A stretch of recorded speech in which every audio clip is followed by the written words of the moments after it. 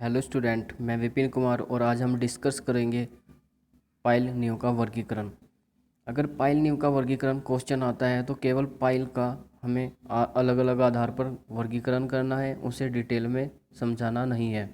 केवल उसके नाम लिखने हैं कि किस आधार पर हम वर्गीकरण कर रहे हैं और कौन कौन सी उस वर्गीकरण के अंदर पाइल आती है। जैसे पाइल नियम को निम्न प्रकार से वर्गीकृत किया जा सकता है। किस किस आधार पर? नंबर ए, प्रयुक्त सामग्री के आधार पर हम वर्गीकरण कर सकते हैं। इसमें हमारी लकड़ी की पाइल, कंक्रीट की पाइल, इस्पात की पाइल, पूर्व प्रबलित पाइल और मिश्रित पाइल आती है।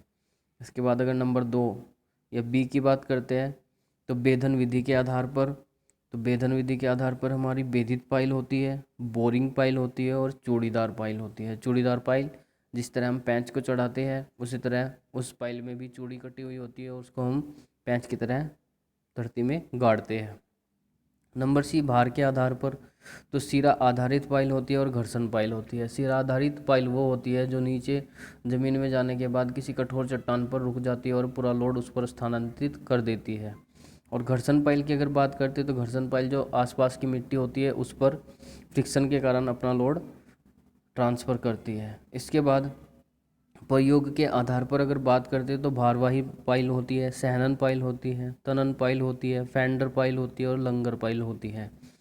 इसी प्रकार हमारी अगर हम बात करते हैं तो कुछ विशेष प्रकार की पाइलें होती है जिसमें टैपर पाइल होती है, अंडर रिम पाइल होती है। टैपर पाइल का मतलब एक तरफ से वो नैरो होगी और दूसरी तरफ से थोड़ा चौड़ी होगी। अंडर रिम, इसमें बल्ब बने हुए होते हैं और ये ब्लैक कॉटन सॉइल या जहाँ से रेतली मिट्टी होती है वहाँ पर प्रयोग की जाती है। चादर पाइल एक सीट के आकार की होती है।